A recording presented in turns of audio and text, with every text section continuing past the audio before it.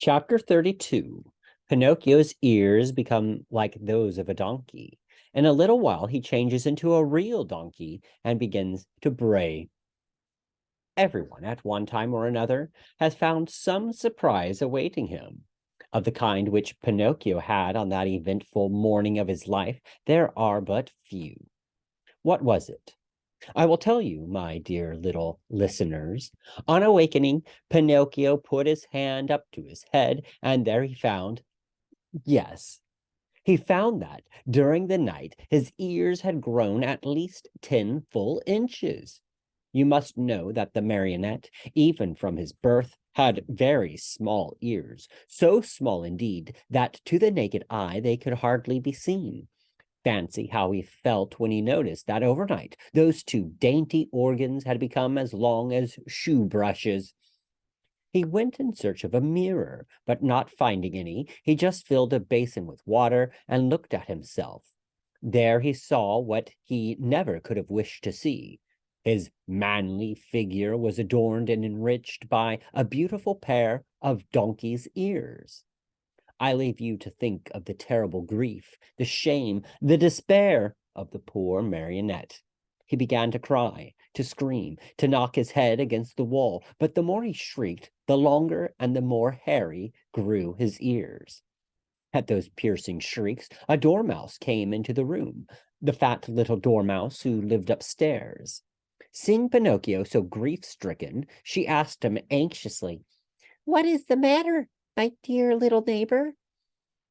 "I'm sick, my little dormouse, very, very sick, and from an illness which frightens me. Do you understand how to feel the pulse?" "A little." "Feel mine, then, and tell me if I have a fever." The dormouse took Pinocchio's wrist between her paws, and after a few minutes looked up at him sorrowfully and said, "My friend, I am sorry, but I must give you some very sad news." "What is it?" "You have a very bad fever." "But what fever is it?" "The donkey fever." "I don't know anything about that fever," answered the marionette, beginning to understand even too well what was happening to him.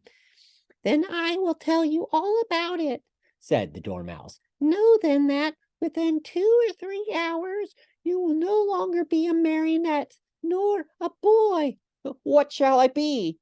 "Within 2 or 3 hours you will become a real donkey, just like the ones that pull the fruit carts to market." "Oh, what have I done? What have I done?"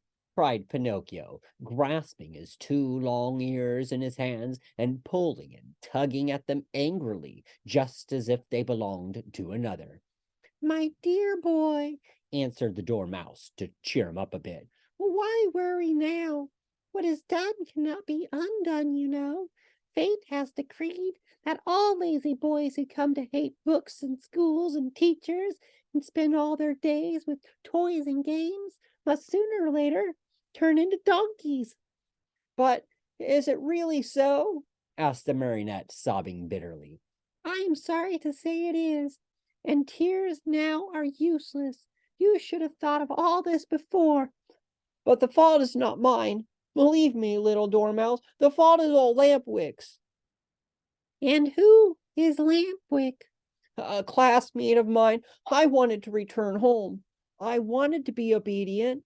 I wanted to study and to succeed in school. But Lampwick said to me, 'Why do you want to waste your time studying? Why do you want to go to school? Come with me to the land of toys. There we'll never study again. There we can enjoy ourselves and be happy from morn till night.'" "And why did you follow the advice of that false friend?" "Why? Because, my dear little Dormouse, I am a headless marionette. Headless, heedless, and heartless. Oh, if I had only had a bit of heart, I should never have abandoned that good fairy who loved me so well, and who has been so kind to me. And by this time I should no longer be a marionette.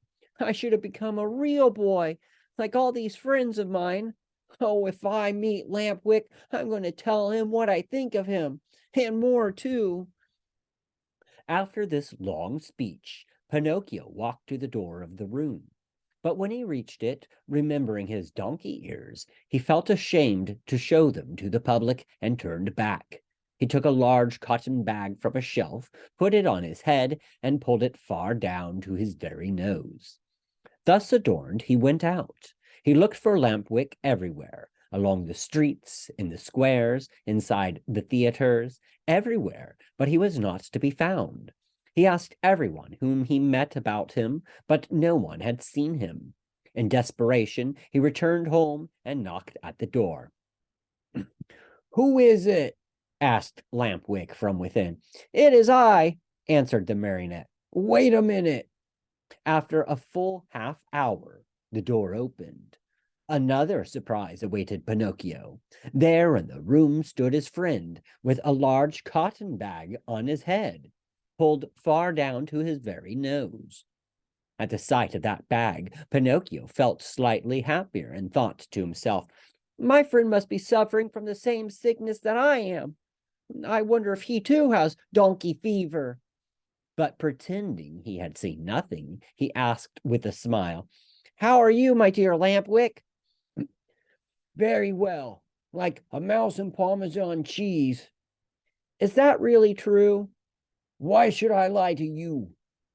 "I beg your pardon, my friend, but why then are you wearing that cotton bag over your ears?" "The doctor has ordered it because one of my knees hurts." "And you, dear Marionette, why are you wearing that cotton bag down to your nose?" "The doctor's ordered it because I have bruised my foot." "Oh, my poor Pinocchio." "Oh, my poor Lampwick." An embarrassingly long silence followed these words, during which time the two friends looked at each other in a mocking way. Finally, the marionette, in a voice sweet as honey and soft as a flute, said to his companion, "Tell me, Lampwick, dear friend, have you ever suffered from an earache?" "Never. And you?" "Never. Still, since this morning, my ear has been torturing me." "So is mine." "Yours too? And which ear is it?" "Both of them." "And yours?" "Both of them too. I wonder if it could be the same sickness?" "I'm afraid it is." "Will you do me a favor, Lampwick?" "Gladly, with my whole heart." "Will you let me see your ears?" "Why not? But before I show you mine, I want to see yours, dear Pinocchio." "No, you must show yours first." "No, my dear, yours first, then mine." "Well, then," said the marionette, "let us make a contract." "Let's hear the contract." "Let us take off our caps together." "All right." "All right." "Ready then." Pinocchio began to count. 1, 2, 3. At the word three, the two boys pulled off their caps and threw them high in the air. And then a scene took place which is hard to believe, but it is all too true. The marionette and his friend Lampwick, when they saw each other both stricken by the same misfortune, instead of feeling sorrowful and ashamed, began to poke fun at each other, and after much nonsense, they ended by bursting out into hearty laughter. They laughed and laughed and laughed again, laughed till they ached, laughed till they cried. But all of a sudden, Lampwick stopped laughing.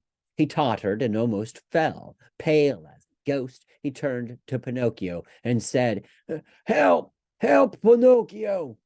"What is the matter?" "Oh, help me! I can no longer stand up." "I can't either," cried Pinocchio, and his laughter turned to tears as he stumbled about helplessly. They had hardly finished speaking when both of them fell on all fours and began running and jumping around the room. As they ran, their arms turned into legs, their faces lengthened into snouts, and their backs became covered with long gray hairs. This was humiliation enough, but the most horrible moment was the one in which the two poor creatures felt their tails appear. Overcome with shame and grief, they tried to cry and bemoan their fate.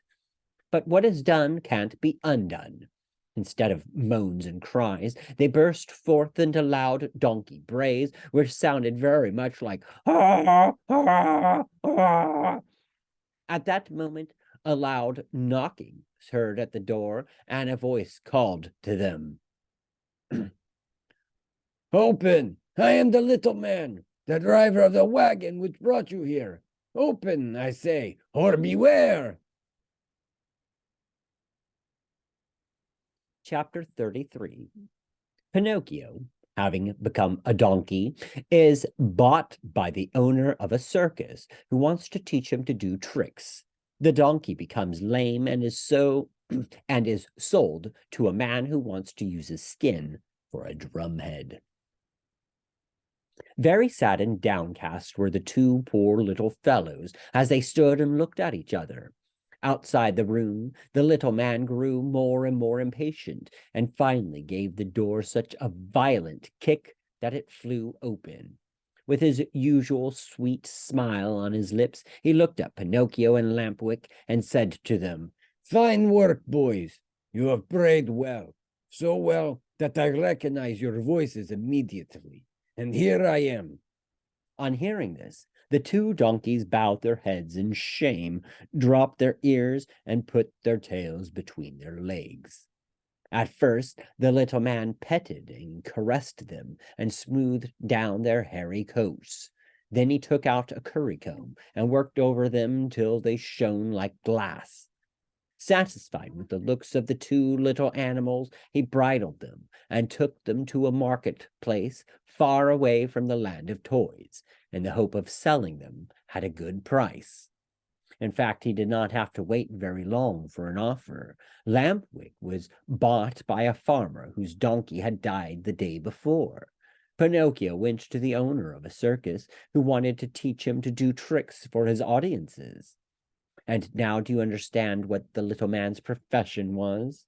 This horrid little being, whose face shone with kindness, went about the world looking for boys, lazy boys, boys who hated books, boys who wanted to run away from home, boys who were tired of school. All these were his joy and his fortune.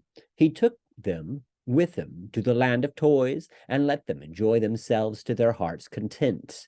When after months of all play and no work, they became little donkeys, he sold them on the marketplace. In a few years, he had become a millionaire. What happened to Lampwick? My dear children, I do not know. Pinocchio, I can tell you, met with great hardships even from the first day.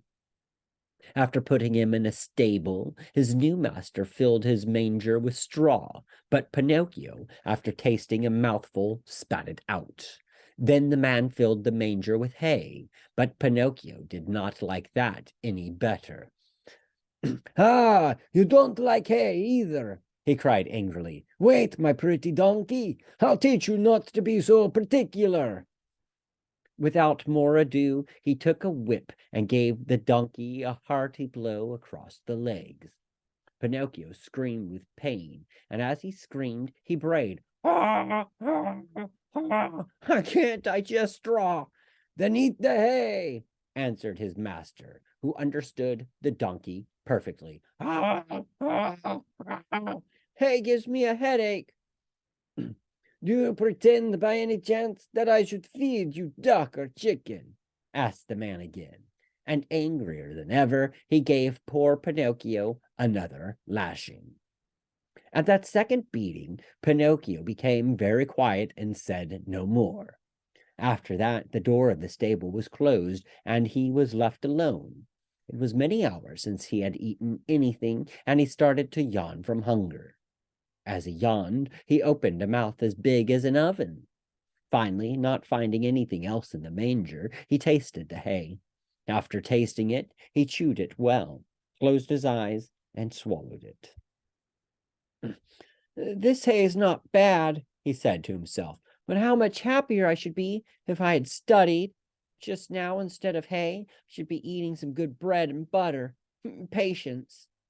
Next morning, when he awoke, Pinocchio looked in the manger for more hay, but it was all gone. He had eaten it all during the night.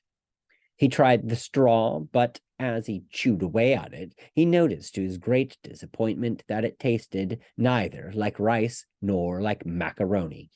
Patience, he repeated as he chewed. If only my misfortune might serve as a lesson to disobedient boys who refuse to study. Patience, have patience. Patience indeed, shouted his master just then, as he came into the stable. Do you think, perhaps, my little donkey, that I have brought you here only to give you food and drink? Oh, no. You are to help me earn some fine gold pieces. Do you hear? Come along now. I'm going to teach you to jump and bow, to dance a waltz and a polka, and even to stand on your head. Poor Pinocchio, whether he liked it or not, had to learn all these wonderful things. But it took him 3 long months and cost him many, many lashings before he was pronounced perfect. The day came at last when Pinocchio's master was able to announce an extraordinary performance. The announcements, posted all around the town and written in large letters, read thus: Great spectacle tonight. Leaps and exercises by great artists and the famous horses of the company. First public appearance of the famous donkey called Pinocchio, the star of the dance. The theater will be as light as day. That night, you can well imagine, the theater was filled to overflowing 1 hour before the show was scheduled to start. Not an orchestra chair could be had, not a balcony seat, nor a gallery seat, not even for their weight in gold. The place swarmed with boys and girls of all ages and sizes, wriggling and dancing about in a fever of impatience to see the famous donkey dance. When the first part of the performance was over, the owner and manager of the circus, in a black coat, white knee breeches, and patent leather boots, presented himself to the public, and in a loud, pompous voice made the following announcement. Most honored friends, ladies and gentlemen, your humble servant, the manager of this theater, presents himself before you tonight in order to introduce you to the greatest, the most famous donkey in the world, a donkey that has had the great honor in his short life of performing before the kings and queens and emperors of all the great courts of Europe. We thank you for your attention. This speech was greeted by much laughter and applause, and the applause grew to a roar when Pinocchio, the famous donkey, appeared in the circus ring. He was handsomely arrayed. A new bridle of shining leather with buckles of polished brass was on his back. 2 white camellias were tied to his ears. Ribbons and tassels of red silk adorned his mane, which was divided into many curls. A great sash of gold and silver was fastened around his waist, and his tail was decorated with ribbons of many brilliant colors. He was a handsome donkey indeed. The manager, when introducing him to the public, added these words: Most honored audience, I shall not take your time tonight to tell you of the great difficulties which I have encountered while trying to tame this animal since I found him in the wilds of Africa. Observe, I beg of you, the savage look of his eye. All the means used by centuries of civilization in subduing wild beasts failed in this case. I had finally to resort to the gentle language of the whip in order to bring him to my will. With all my kindness, however, I never succeeded in gaining my donkey's love. He is still today as savage as the day I found him. He still fears and hates me, but I have found in him one great redeeming feature. You see this little bump on his forehead? It is this bump which gives him his great talent of dancing and using his feet as nimbly as a human being. Admire him, o signori, and enjoy yourselves. I let you now be the judges of my success as a teacher of animals. Before I leave you, I wish to state that there will be another performance tomorrow night. If the weather threatens rain, the great spectacle will take place at 11 o'clock in the morning. The manager bowed and then turned to Pinocchio and said, "Ready, Pinocchio! Before starting your performance, salute your audience." Pinocchio obediently bent his 2 knees to the ground and remained kneeling until the manager, with the crack of the whip, cried sharply, "Walk!" The donkey lifted himself on his 4 feet and walked around the ring. A few minutes passed, and again the voice of the manager called, "Quick step!" And Pinocchio obediently changed his step. "Gallop!" And Pinocchio galloped. "Full speed!" And Pinocchio ran as fast as he could. As he ran, the master raised his arm, and a pistol shot rang in the air. At that shot, the little donkey fell to the ground as if he were really dead. A shower of applause greeted the donkey as he arose to his feet. Cries and shouts and hand clappings were heard on all sides. At all that noise, Pinocchio lifted his head and raised his eyes. There in front of him, in a box, sat a beautiful woman. Around her neck she wore a long gold chain, from which hung a large medallion. On the medallion was painted the picture of a marionette. "That picture is of me. That beautiful lady is my fairy," said Pinocchio to himself, recognizing her. He felt so happy that he tried his best to cry out, "Oh, my fairy, my own fairy!" But instead of words, a loud braying was heard in the theater, so loud and so long that all the spectators, men, women, and children, but especially children, burst out laughing. Then, in order to teach the donkey that it was not good manners to bray before the public, the manager hit him on the nose with the handle of the whip.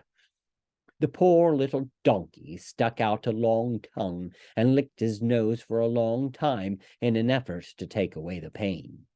And what was his grief when, on looking up toward the boxes, he saw that the fairy had disappeared.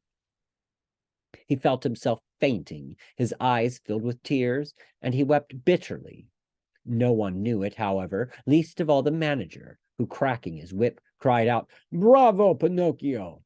Now show us how gracefully you can jump through the rings." Pinocchio tried 2 or 3 times, but each time he came near the ring, he found it more to his taste to go under it. The 4th time, at a look from his master, he leaped through it. But as he did so, his hind legs caught in the ring, and he fell to the floor in a heap. When he got up, he was lame and could hardly limp as far as the stable. "Pinocchio! We want Pinocchio! We want the little donkey!" cried the boys from the orchestra, saddened by the accident. No one saw Pinocchio again that evening. The next morning, the veterinary, that is, the animal doctor, declared that he would be lame for the rest of his life. "What do I want with a lame donkey?" said the manager to the stable boy. "Take him to the market and sell him." When they reached the square, a buyer was soon found.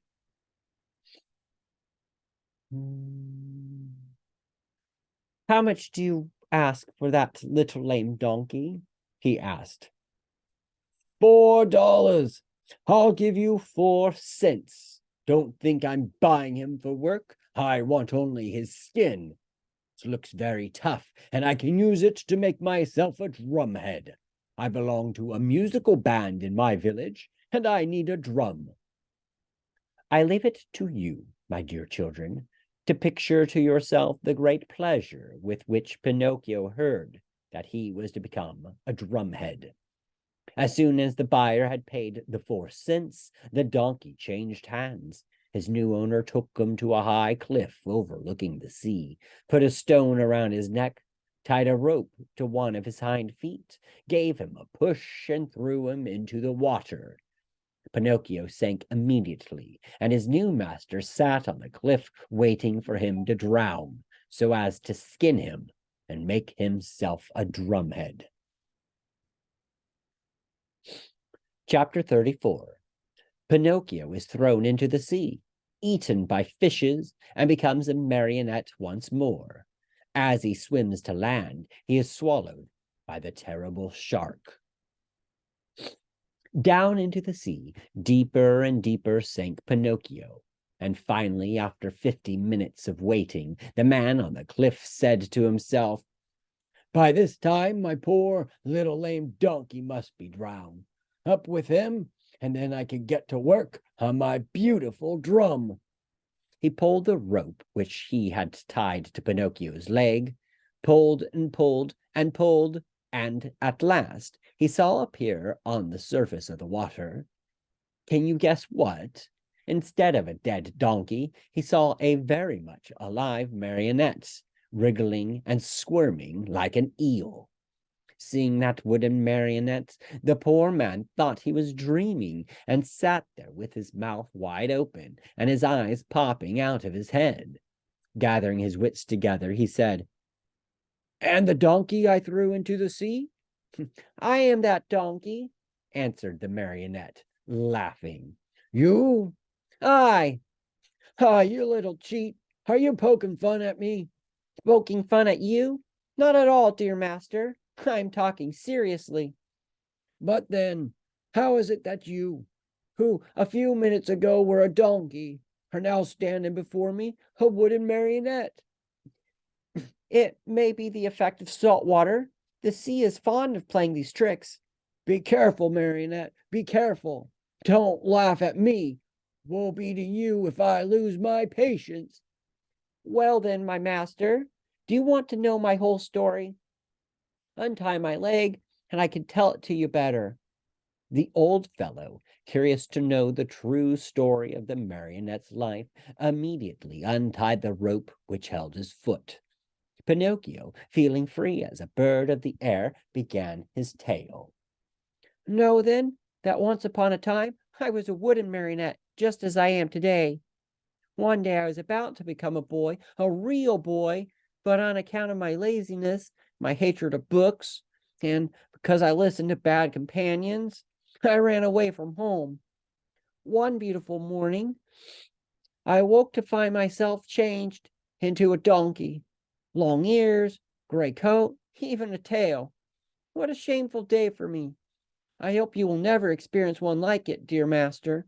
I was taken to the fair and sold to a circus owner, who tried to make me dance and jump through the rings. One night during the performance, I had a bad fall and became lame. Not knowing what to do with a lame donkey, the circus owner sent me to the marketplace, and you bought me." "Indeed I did, and I paid 4 cents for you. Now, who will return my money to me?" "But why did you buy me?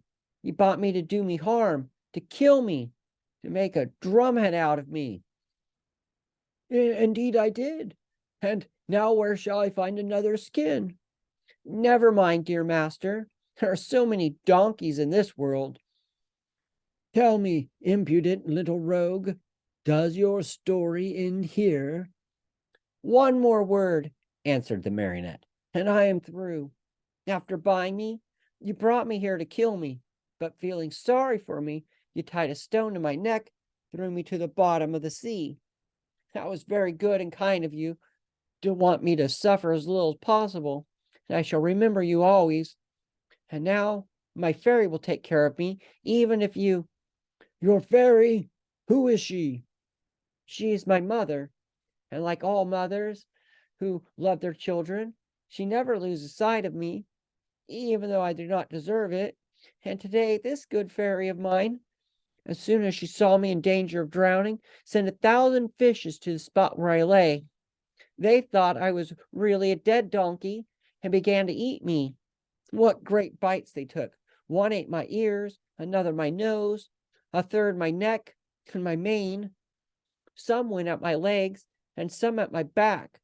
And among the others, there was one tiny fish so gentle and polite that he did me the great favor of eating even my tail. From now on, said the man, horrified, I swear I shall never again taste fish. How I should enjoy opening a mullet or a whitefish just to find where the tail of a dead donkey. I think as you do, answered the marionette, laughing. Still, you must know that when the fish finished eating my donkey coat, which covered me from head to foot, they naturally came to the bones, rather my case to the wood, for as you know, I am made of very hard wood. After the first few bites, those greedy fish found out that the wood was not good for their teeth, and afraid of indigestion, they turned and ran here and there without saying goodbye or even as much as thank you to me. Here, dear master, you have my story. You know now why you found a marionette, not a dead donkey, when you pulled me out of the water. I laugh at your story, cried the man angrily. I know that I spent 4 cents to get you, and I want my money back. You know what I can do? I'm going to take you to the market once more and sell you as dry firewood. Very well, sell me. I'm satisfied, said Pinocchio. But as he spoke, he gave a quick leap and dived into the sea, swimming away as fast as he could. He cried out, laughing, Goodbye, master. If you ever need a skin for your drum, remember me. He swam on and on. After a while, he turned around again and called louder than before, Goodbye, master. If you ever need a piece of good dry firewood, remember me. In a few seconds, he had gone so far he could hardly be seen. All that could be seen of him was a very small black dot moving swiftly on the blue surface of the water, a little black dot which now and then lifted a leg or an arm in the air. One would have thought that Pinocchio had turned into a porpoise playing in the sun. After swimming for a long time, Pinocchio saw a large rock in the middle of the sea, a rock as white as marble. High on the rock stood a little goat, bleating and calling and beckoning to the marionette to come to her. There was something very strange about that little goat. Her coat was not white or black or brown as that of any other goat, but azure, a deep, brilliant color that reminded one of the hair of the lovely maiden. Pinocchio's heart beat fast, and then faster and faster. He redoubled his efforts and swam as hard as he could toward the white rock. He was almost halfway over when suddenly a horrible sea monster stuck out its head out of the water, an enormous head with a huge mouth, wide open, showing 3 rows of gleaming teeth, the mere sight of which would have filled you with fear. Do you know what it was? That sea monster was no other than the enormous shark, which has often been mentioned in this story, and which, on account of its cruelty, had been nicknamed the Attila of the sea by both fish and fishermen. Poor Pinocchio, the sight of that monster frightened him almost to death. He tried to swim away from him, to change his path, to escape, but that immense mouth kept coming nearer and nearer. Hasten, Pinocchio, I beg you, bleated the little goat on the high rock. And Pinocchio swam desperately with his arms, his body, his legs, his feet. Quick, Pinocchio, the monster is coming nearer. Pinocchio swam faster and faster and harder and harder. Faster, Pinocchio, the monster will get you. There he is, there he is. Quick, quick, or you are lost. Pinocchio went through the water like a shot, swifter and swifter. He came close to the rock. The goat leaned over and gave him one of her hoofs to help him out of the water. Alas, it was too late. The monster overtook him, and the marionette found himself in between the rows of gleaming white teeth. Only for a moment, however, for the shark took a deep breath, and as he breathed, he drank in the marionette as easily as he would have sucked an egg. Then he swallowed him so fast that Pinocchio, falling down into the body of the fish, lay stunned for a half hour.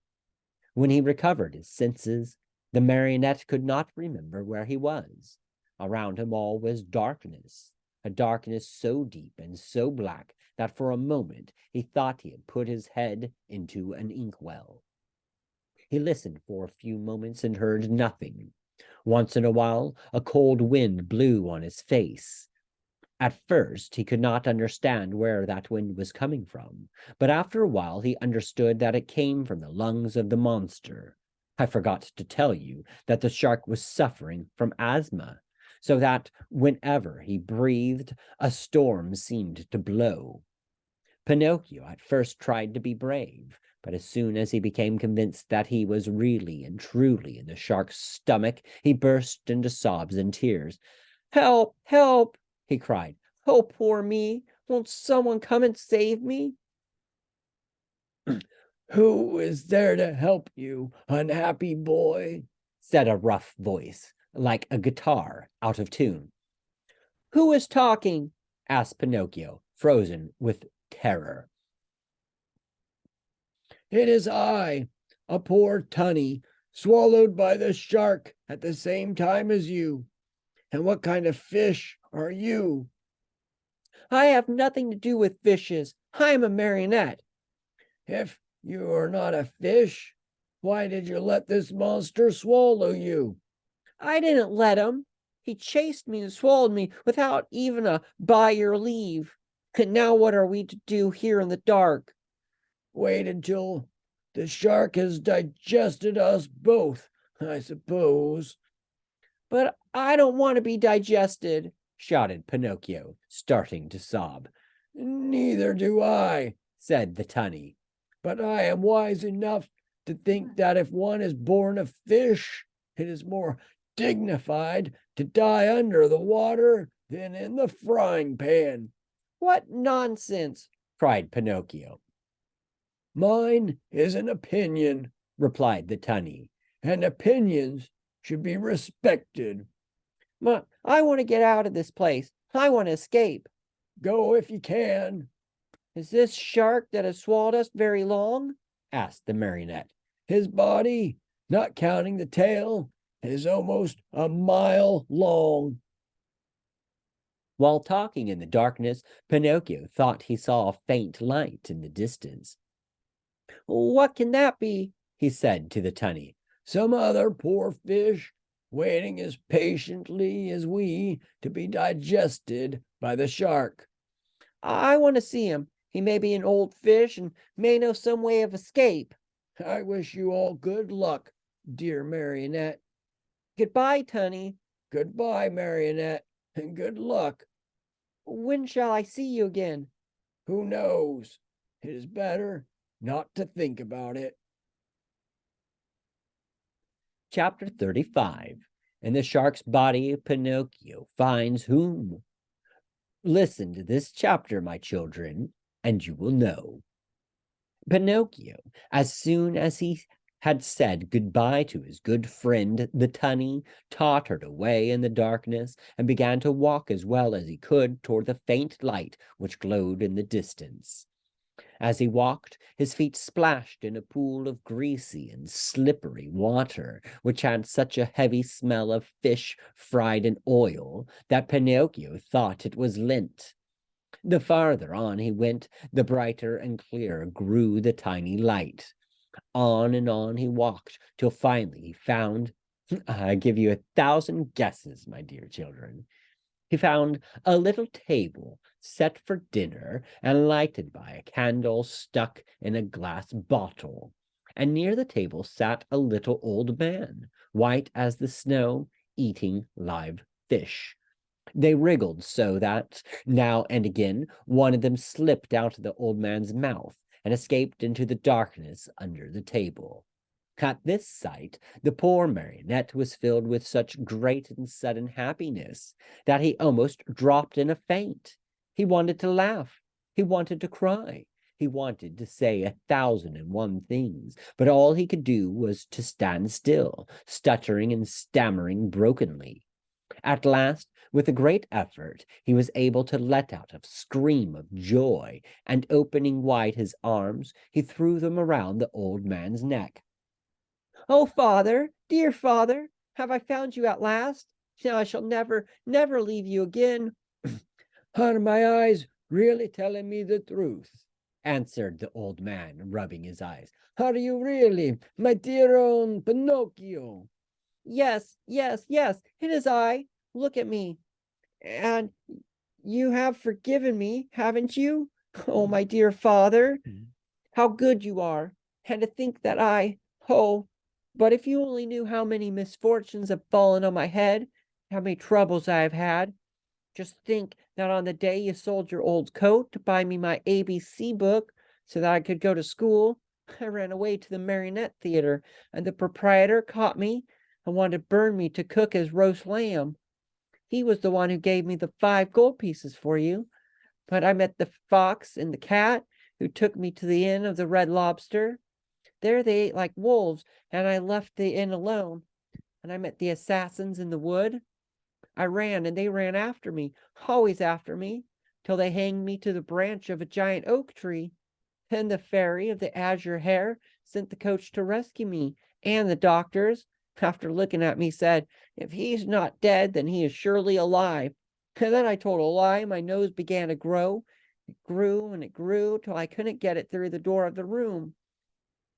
And then I went with the fox and the cat to the field of wonders to bury the gold pieces. The parrot laughed at me, and instead of 2,000 gold pieces, found none.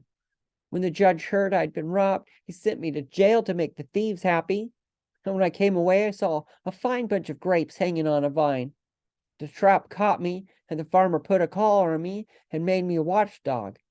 Found out I was innocent when I caught the weasels, and he let me go.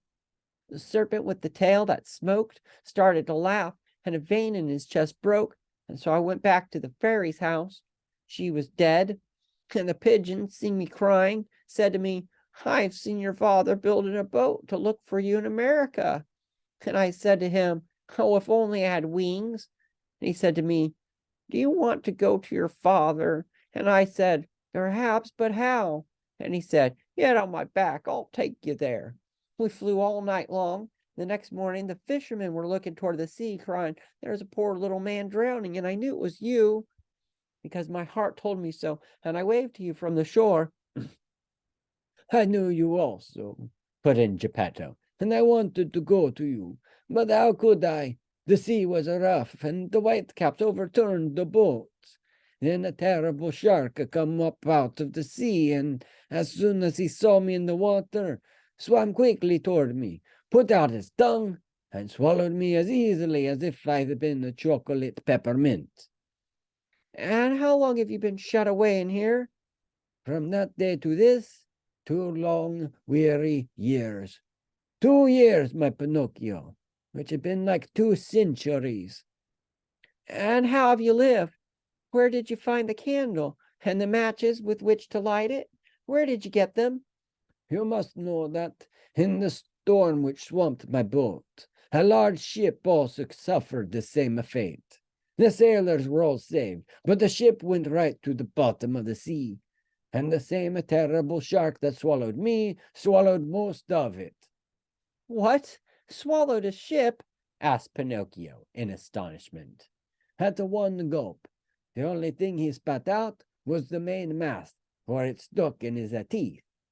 To my own good luck, that ship was loaded with meat, preserved foods, crackers, bread, bottles of wine, raisins, cheese, coffee, sugar, wax candles, and the boxes of matches.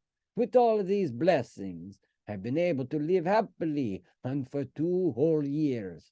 But now I'm at the very last crumbs. Today, there is nothing left in the cupboard, and this candle you see here is the last one I have. And then?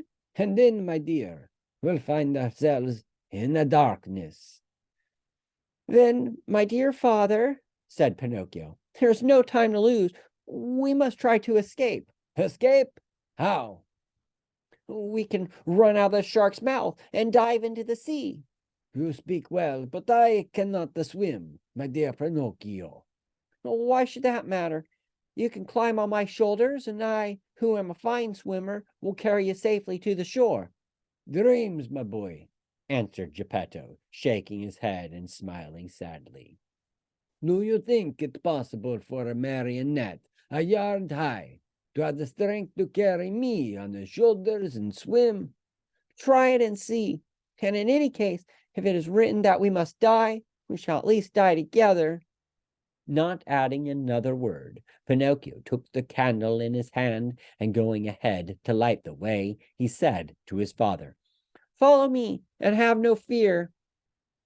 They walked a long distance through the stomach and the whole body of the shark.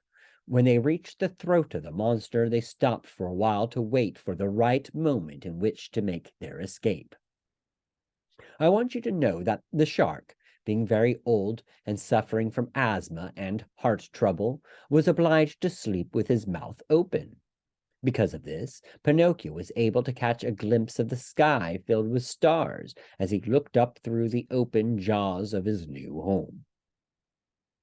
The time has come for us to escape, he whispered, turning to his father. The shark is fast asleep. The sea is calm, and the night is as bright as day. Follow me closely, dear father, and we shall soon be safe. No sooner said than done. They climbed up the throat of the monster till they came to that immense open mouth. There they had to walk on tiptoes, for if they tickled the shark's long tongue, he might awaken, and where would they be then? The tongue was so wide and so long that it looked like a country road. The two fugitives were just about to dive into the sea when the shark sneezed very suddenly, and as he sneezed, he gave Pinocchio and Geppetto such a jolt that they found themselves thrown on their backs, dashed once more and very unceremoniously into the stomach of the monster. To make matters worse, the candle went out, and father and son were left in the dark. And now?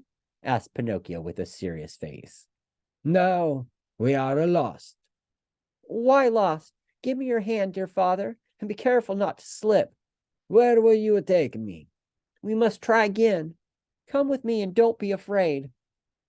With these words, Pinocchio took his father by the hand, and always walking on tiptoes, they climbed up the monster's throat for a second time. Then they crossed the whole tongue and jumped over 3 rows of teeth. But before they took the last great leap, the marionette said to his father, Climb on my back and hold on tightly to my neck. I'll take care of everything else. As soon as Geppetto was comfortably seated on his shoulders, Pinocchio, very sure of what he was doing, dived into the water and started to swim. The sea was like oil, the moon shone in all splendor, and the shark continued to sleep so profoundly that not even a cannon shot would have awakened him. Chapter 36. Pinocchio finally ceases to be a marionette and becomes a boy. My dear father, we are saved, cried the marionette. All we have to do now is get to the shore, and that is easy. Without another word, he swam swiftly away in an effort to reach land as soon as possible. All at once, he noticed that Geppetto was shivering and shaking as if with a high fever. Was he shivering from fear or from cold? Who knows? Perhaps a little of both. But Pinocchio, thinking his father was frightened, tried to comfort him by saying, Courage, father. In a few moments we shall be safe on land. But where is that the blessed shore? Asked the little old man, more and more worried as he tried to pierce the faraway shadows. Here I am searching on all sides, and I see nothing but the sea and the sky. I see the shore, said the marionette. Remember, father, that I am like a cat. I see better at night than by day. Poor Pinocchio pretended to be peaceful and contented, but he was far from that. He was beginning to feel discouraged. His strength was leaving him, and his breathing was becoming more and more labored. He felt he could not go on much longer, and the shore was still far away. He swam a few more strokes, then he turned to Geppetto and cried out weakly, Help me, father. Help, for I'm dying. Father and son were really about to drown when they heard a voice like a guitar out of tune call from the sea. What is the trouble? It is I and my poor father. I know the voice. You are Pinocchio. Exactly. And you? I'm the tunny, your companion in the shark's stomach. How did you escape? I imitated your example. You are the one who showed me the way, and after you went, I followed. Honey, you arrived at the right moment. I implore you, for the love you bear your children, the little tunnies, to help us, for we are lost. With great pleasure indeed. Hang on to my tail, both of you, and let me lead you. In a twinkling, you'll be safe on the land. Geppetto and Pinocchio, as you can easily imagine, did not refuse the invitation. Indeed, instead of hanging on to the tail, they thought it better to climb on the tunny's back. Are we too heavy? Asked Pinocchio. Heavy? Not in the least. They're as light as seashells, answered the tunny, who was as large as a 2-year-old horse. As soon as they reached the shore, Pinocchio was the first to jump to the ground to help his old father. Then he turned to the fish and said to him, Dear friend, you have saved my father, and I have not enough words with which to thank you. Allow me to embrace you as a sign of my eternal gratitude. The tunny stuck his nose out of the water, and Pinocchio knelt on the sand and kissed him most affectionately on his cheek. At this warm greeting, the poor tunny, who was not used to such tenderness, wept like a child. He felt so embarrassed and ashamed that he turned quickly, plunged into the sea, and disappeared. In the meantime, day had dawned. Pinocchio offered his arm to Geppetto, who was so weak he could hardly stand, and said to him, Lean on my arm, dear father, and let us go. We will walk very, very slowly, and if we feel tired, we can rest by the wayside. And where are we a-going? asked Geppetto. To look for a house or a hut where they will be kind enough to give us a bite of bread and a bit of straw to sleep on. They had not taken 100 steps when they saw 2 rough-looking individuals sitting on a stone begging for alms. It was the fox and the cat, but one could hardly recognize them. They looked so miserable. The cat, after pretending to be blind for so many years, had really lost the sight of both eyes, and the fox, old, thin, and almost hairless, had even lost his tail. That sly thief had fallen into deepest poverty, and one day he had been forced to sell his beautiful tail for a bite to eat. Oh, Pinocchio, he cried in a tearful voice, give us some alms. We beg of you. We're old, tired, and sick. Sick, repeated the cat. Addio, false friends, answered the marionette. You cheated me once, but you'll never catch me again. Believe us, today we are truly poor and starving. Starving, repeated the cat. If you are poor, you deserve it. Remember the old proverb which says stolen money never bears fruit. Addio, false friends. Have mercy on us. On us. Addio, false friends. Remember the old proverb which says bad wheat always makes poor bread.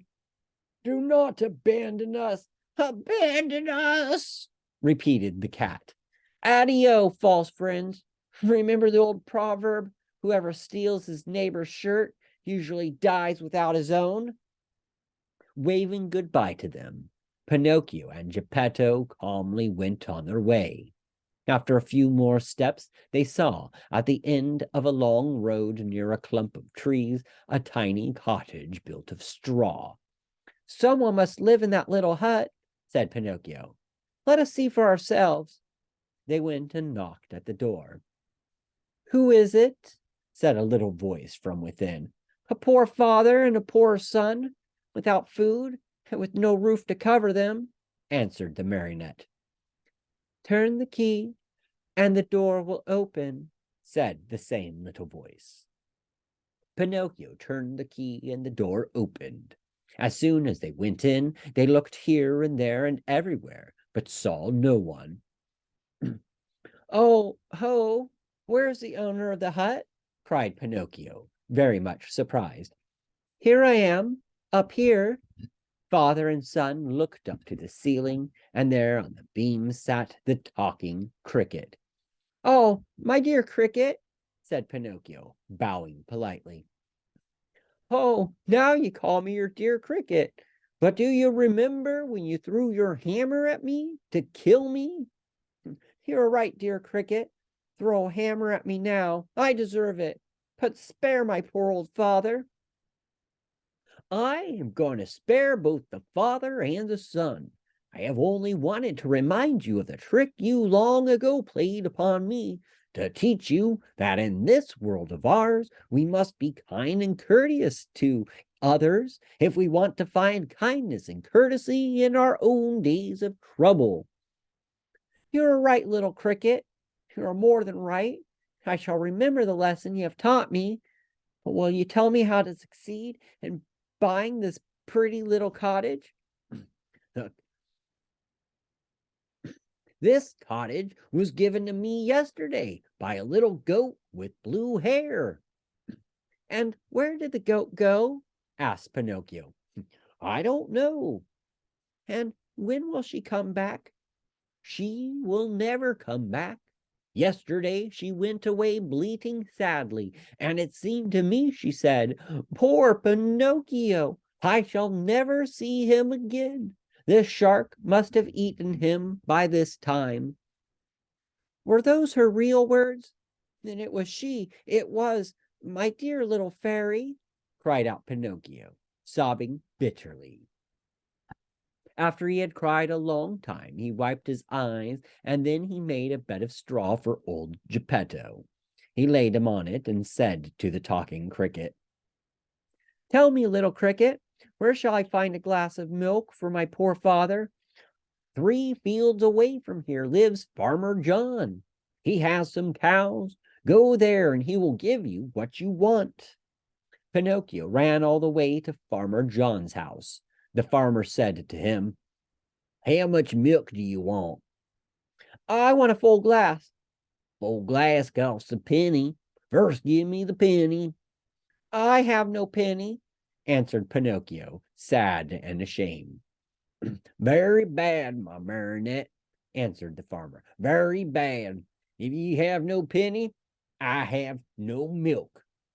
Too bad, said Pinocchio, and started to go. Wait a moment, said Farmer John. Perhaps we can come to terms. Do you know how to draw water from a well? I can try. Then go to that well you see yonder and draw 100 bucketfuls of water. Very well. After you've finished, I shall give you a glass of warm, sweet milk. I am satisfied. Farmer John took the marionette to the well and showed him how to draw the water.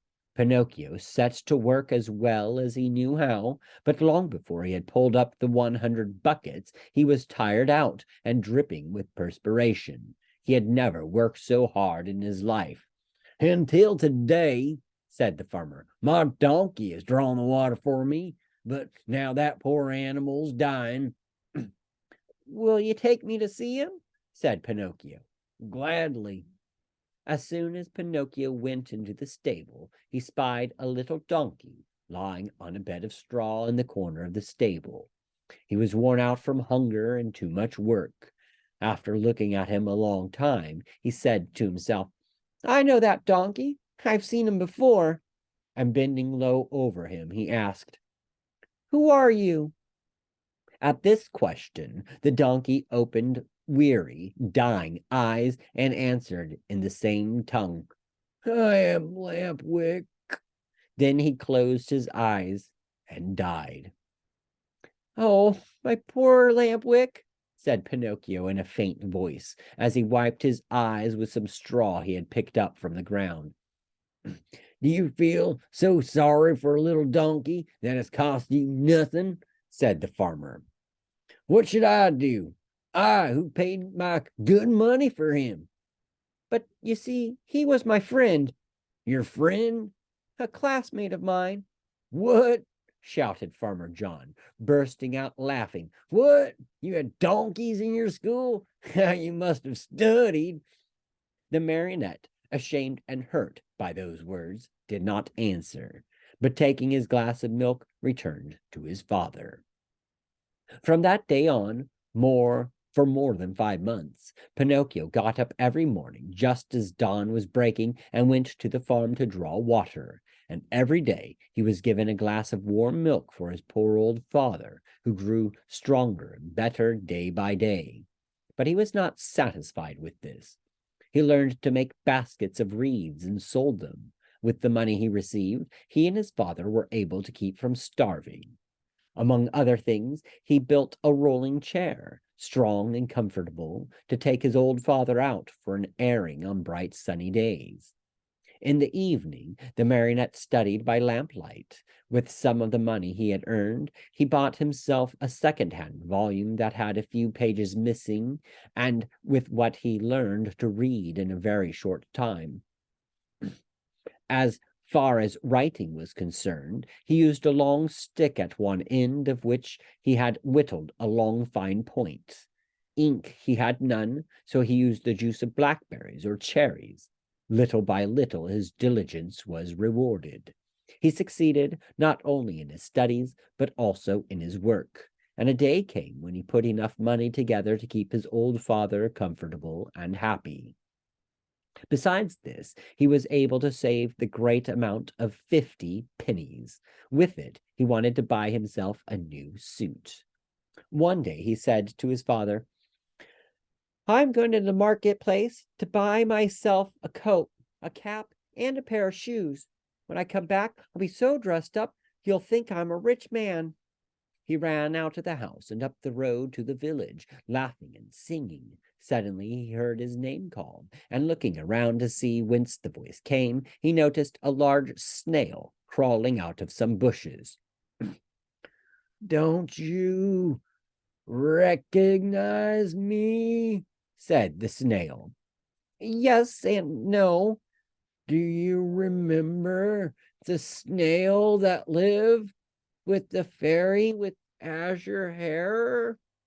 Do you not remember how she opened the door for you one night and gave you something to eat?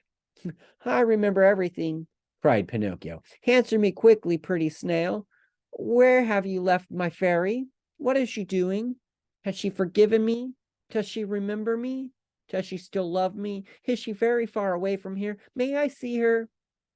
At all these questions, tumbling out one after another, the snail answered calm as ever.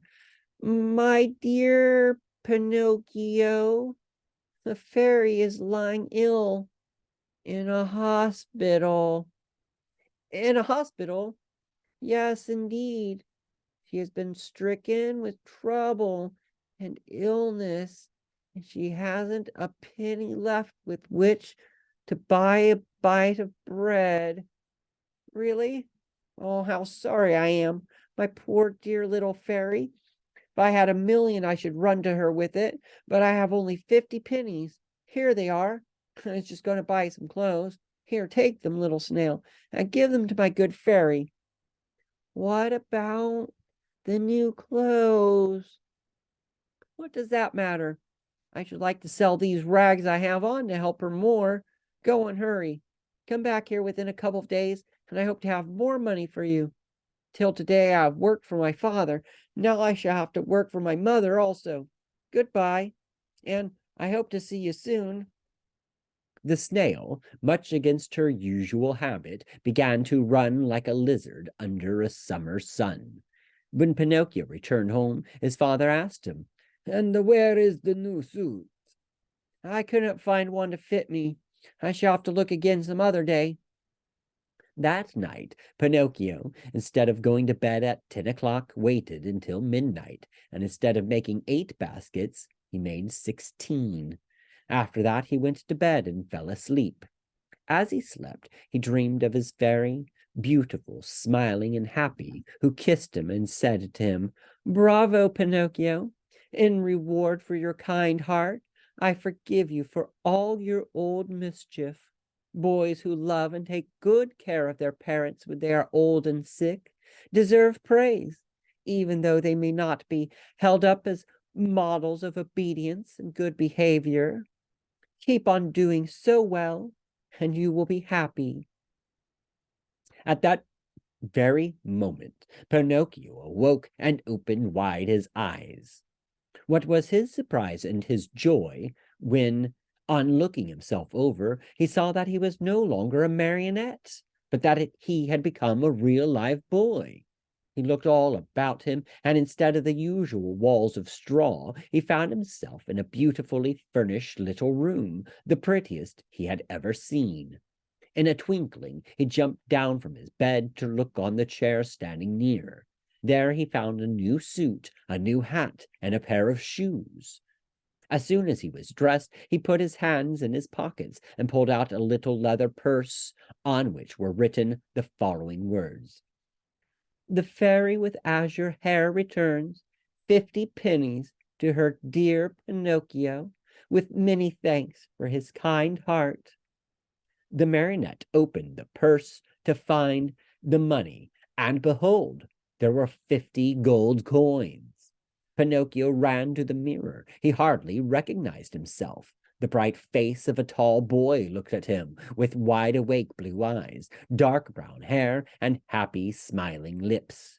Surrounded by so much splendor, the marionette hardly knew what he was doing. He rubbed his eyes 2 or 3 times, wondering if he were still asleep or awake, and decided he must be awake. "And where is father?" he cried suddenly. He ran into the next room, and there stood Geppetto, grown years younger overnight, spick and span in his new clothes, and gay as a lark in the morning. He was once more Mastro Geppetto, the woodcarver, hard at work on a lovely picture frame, decorating it with flowers and leaves and heads of animals. "Father, father, what has happened? Tell me if you can," cried Pinocchio as he ran and jumped on his father's neck. "This sudden change in our house is all your doing, my dear Pinocchio," answered Geppetto. "What have I to do with it?" "Just this. When the bad boys become good and kind, they have the power of making their homes gay and new with a happiness." "I wonder where the old Pinocchio of wood has hidden himself."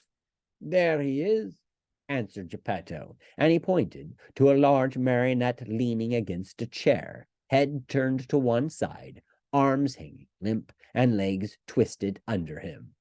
After a long, long look, Pinocchio said to himself with great content, "How ridiculous I was as a marionette, and how happy I am now that I have become a real boy." The end.